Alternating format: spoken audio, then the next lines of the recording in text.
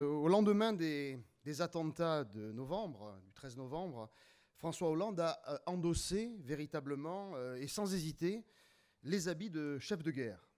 Et donc nous sommes dans la question du conflit.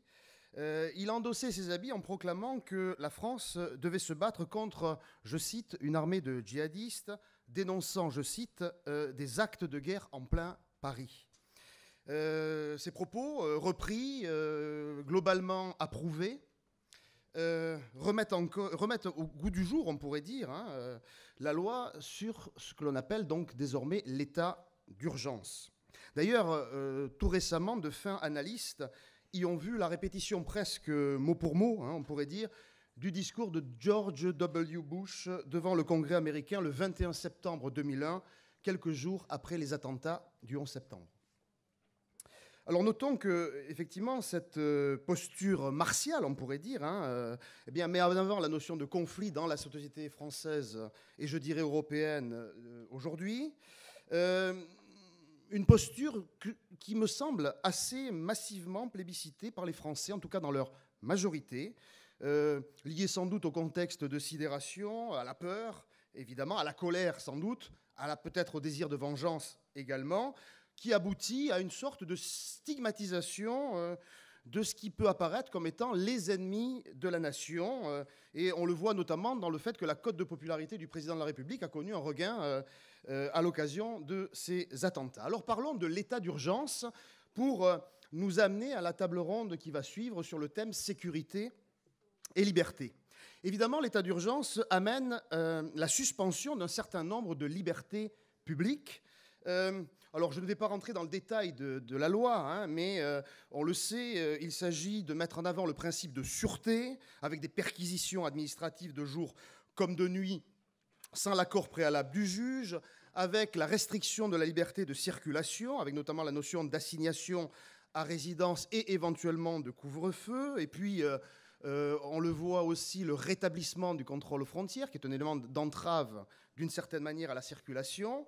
Et puis, troisième élément, le jeu qui se fait sur la liberté d'association, puisqu'on le voit, il est possible de dissoudre des groupes jugés douteux ou dangereux. Je pense qu'aujourd'hui, effectivement, nous sommes bien loin de la déclaration qu'avait fait le chef du gouvernement norvégien, Stoltenberg, en 2011, au moment de cette tragique fusillade qui avait provoqué la mort de plus de 70 personnes sur l'île d'Utøya, lorsque lui avait fait une conférence de presse qui avait beaucoup surpris, puisqu'il avait dit « Nous allons répondre à la terreur par plus de démocratie, plus d'ouverture et plus de tolérance ». Alors évidemment, nous n'en sommes pas là. Le climat en France est un climat plutôt anxiogène, un climat de gravité, sans doute que reflèteront les débats autour de la table.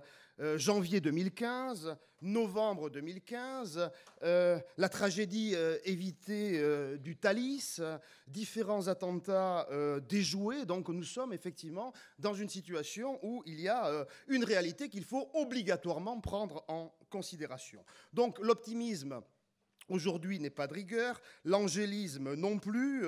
Est-ce que pour autant faut-il réviser nos positions, je dirais, puisque depuis quelques jours, quelques voix cependant s'inquiètent. L'État islamique, enferme-t-il jour après jour la France dans un piège maléfique? C'est la question que l'on peut se poser. Est-ce que notre pays doit-il, au nom de la défense de la nation, au nom de la défense de la République, doit-il notre pays abandonner l'un de ses principes les plus chers depuis 2 siècles au moins? Sorte de contradiction que je voulais pointer dans ce billet inaugural, qui fait que peut-être pour défendre les valeurs de l'humanisme, de l'humanité en quelque sorte, pour défendre les valeurs de la République, eh bien, il faut peut-être les mettre en danger en les éteignant plus ou moins provisoirement. C'est la question que l'on peut poser, puisque quand je dis plus ou moins provisoirement, c'est évidemment tout le débat qui s'est engagé autour du prolongement de l'état d'urgence. 12 jours dans les textes, et puis prolongé pour 3 mois, et puis peut-être pour 6 mois, selon les volontés du gouvernement, qui a fait que certains ont pu évoquer la notion d'état d'urgence permanent, et jusqu'à quand? C'est évidemment cette question qui se pose autour notamment du grand enjeu d'une éventuelle modification de la Constitution de la Ve République. Sans parler, je ne le ferai pas ici, faute de temps, de ce qui serait aussi la notion de déchéance de la nationalité aux binationaux nés français qui pourrait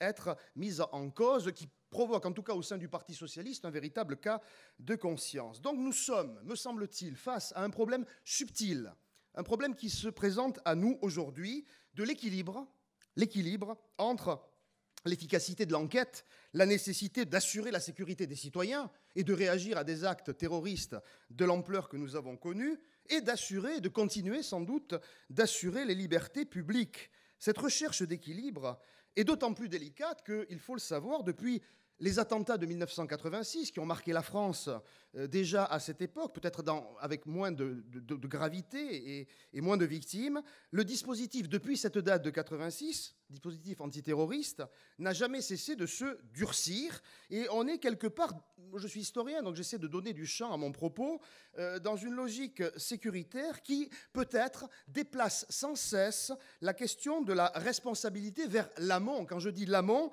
c'est-à-dire qu'on peut aller même jusqu'à essayer d'envisager la notion d'intentionnalité. Est-ce qu'il y a des signes de dangerosité ? En tant qu'historien, j'ai pu étudier à la fin du XIXe siècle un certain nombre de scientifiques qui avaient utilisé les hommes politiques pour essayer de trouver chez les criminels des gènes que l'on pourrait quelque part analyser avant qu'ils commettent leurs actes, en quelque sorte. Donc c'était notamment le fameux Cesare Lombroso qui, en 1876, avait publié un ouvrage qui s'appelait L'Uomo Criminale et qui était effectivement fondé sur l'idée que l'on pourrait prévenir les crimes en appréhendant les criminels avant même qu'ils passent à l'acte. Donc est-ce qu'on irait jusque-là? C'est la question qui se pose. Alors deux questions rapidement se mettent en jeu par rapport à ça. La question de l'efficacité, qui est un débat.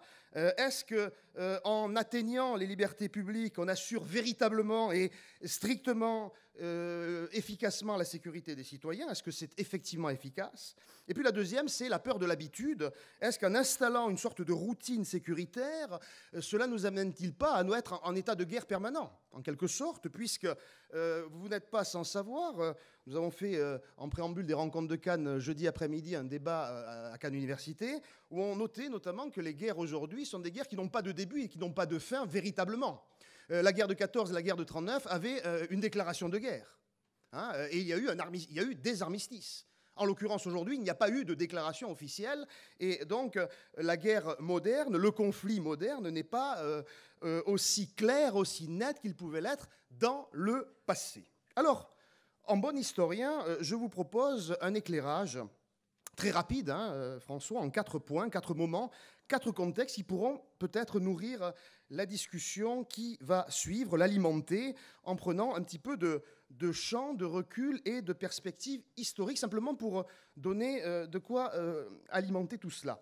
Premier contexte que je voudrais rappeler, c'est le contexte du début de la Troisième République, et je me resterai sur la période du 19e, 20e siècle. Premier contexte, c'est l'année 1878, et notamment une loi, la loi du 3 avril 1878, qui était une loi sur, et je précise bien, l'état de siège.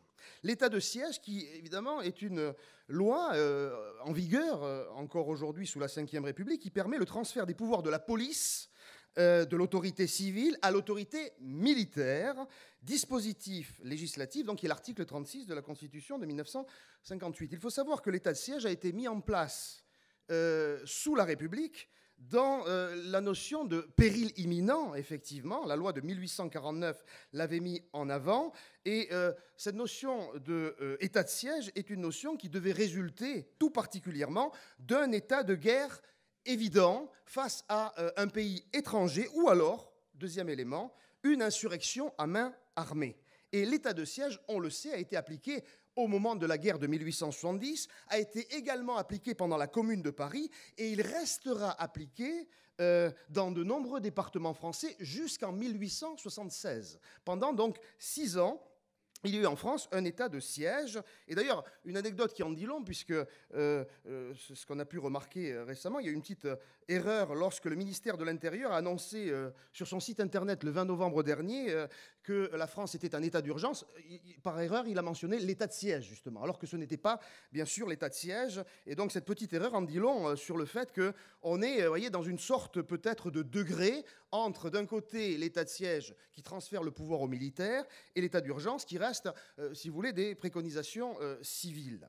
Deuxième contexte que je voudrais évoquer, c'est le temps assez intéressant à analyser parce qu'il nous ramène à notre actualité, ce sont les lois qui ont été taxées de scélérates. Les lois scélérates étaient les lois qui ont été votées entre 1893 et 1894 visant à réprimer le terrorisme anarchiste en France, en particulier. Alors elles ont été appelées scélérates par les anarchistes eux-mêmes et évidemment les militants de cette cause. Pourquoi ? Parce que le contexte à l'époque était un contexte anxiogène, comme nous pouvons le retrouver aujourd'hui, évidemment, sous d'autres formes totalement différentes. Série d'attentats perpétrés par le célèbre Ravachol en 1892, bombes lancées à l'Assemblée nationale par Auguste Vaillant, et surtout, Canois connaissent bien le boulevard Carnot, un président de la République, Sadi Carnot, assassiné par un terroriste italien immigré le 26 juin 1894 à Lyon. 3 lois ont été votées. Alors, ce n'est pas l'état de siège, ce n'est pas l'état d'urgence, qui n'existait pas encore à l'époque, mais un ensemble, je cite, de mesures pour la sauvegarde de la cause de l'ordre et celle des libertés publiques. Voilà ce qui a été voté à cette occasion. Et donc, qu'est-ce qu'on punissait à l'occasion de ces lois dites scélérates, ces lois de sauvegarde des libertés publiques et de l'ordre? Eh bien, notamment la provocation directe ou indirecte concernant l'anarchisme, l'apologie de l'anarchisme, et puis également, on encourageait la délation, et également, on a interdit de nombreux journaux dits de propagande, effectivement, et des possibilités de rencontres. Donc, on est dans un contexte un peu semblable. Ces lois ont été appliquées de manière très ferme, mais elles n'ont pas empêché l'anarchisme de continuer à s'exprimer, notamment dans ce qu'on appelait l'anarcho-syndicalisme. L'anarchisme s'est trouvé donc en mesure de s'exprimer autrement avant qu'il ne s'éteigne relativement à partir des années 1900-1905. Troisième contexte, peut-être le plus important par rapport à notre sujet, c'est le contexte, effectivement, de la mise en place de l'état d'urgence. Vous n'êtes pas sans savoir qu'évidemment, cette loi de l'état d'urgence date de 1955, donc l'historien que je suis est obligé de revenir là-dessus. 3 avril 1955, c'est une nouveauté, cet état d'urgence, une formule, donc, intermédiaire que l'on a trouvée entre l'état de siège et l'état normal de la société, si on peut dire, défendu par le président du Conseil Edgar Faure en 1955 et destiné à faire face à ce qu'on appelait à l'époque non pas la guerre d'Algérie, mais les événements d'Algérie. Et dans ce contexte-là, contexte d'insurrection naissante, on est au tout début du conflit, la France ne veut pas décréter l'état de siège, peut-être. Les raisons sont peut-être multiples, je ne vais pas les décliner ici. Une méfiance par rapport à l'armée, le rappel de la Seconde Guerre mondiale. Donc on préfère trouver une solution civile à ce problème, entre guillemets. Peut-être aussi l'idée que c'est un conflit contre des départements français, l'Algérie, hein, 3 départements algériens, et que l'ennemi algérien, on ne veut pas lui reconnaître l'état de militaires armés qui se battraient contre la France, mais plutôt on parle d'insurgés criminels, bandits, ou terroristes. Donc ce n'est pas une guerre et on ne veut pas le mentionner en tant que tel. Donc on proclame un état d'urgence et une loi sur l'état d'urgence, une loi qui est prolongée, c'est ça qui est intéressant, c'est la notion de prolongement, pendant 6 mois, en août 1955, qui est à nouveau appliquée pendant 15 jours au moment du coup d'État du 13 mai 1958 à Alger, et puis finalement qu'on appliquera aussi au moment du fameux putsch des généraux en avril 1961. Et ce qu'il faut savoir, c'est que cet état d'urgence va être prorogé jusqu'à juin 63.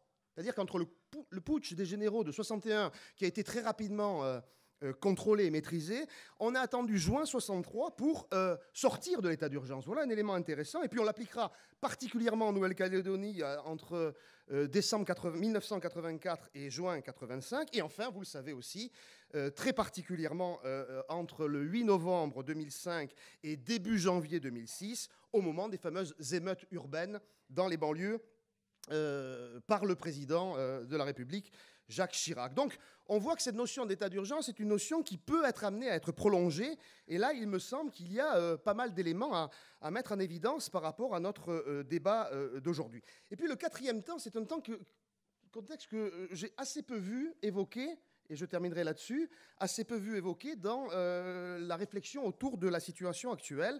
C'est la fameuse loi, si on peut dire, qui s'appelle justement Sécurité et Liberté, qui date du 2 février 1981, qui est, on appelait plutôt la loi perfide, si on peut dire, qui a été élaborée par le garde des Sceaux, donc de Valéry Giscard d'Estaing et du Premier ministre Raymond Barre en 1981, à la fin du septennat, donc très peu de temps avant l'élection présidentielle, qui est une loi intéressante parce qu'elle met en place l'extension des prérogatives de la police en matière de contrôle d'identité, en matière de flagrant délit. Elle met en place également une extension de prérogatives du parquet, restreignant la liberté d'appréciation du juge, donc toute une série de mesures qui sont prises en compte. Et là, le contexte est un peu différent, parce que nous sommes dans un moment, on va dire, post-1968, contexte de répression plutôt du gauchisme, si on peut dire, de l'extrême gauche, ou en même temps, également, un contexte de montée du sentiment d'insécurité. Puisque cette loi, elle est complètement liée à l'émergence, entre 1977 et 1978, de la notion de sentiment d'insécurité.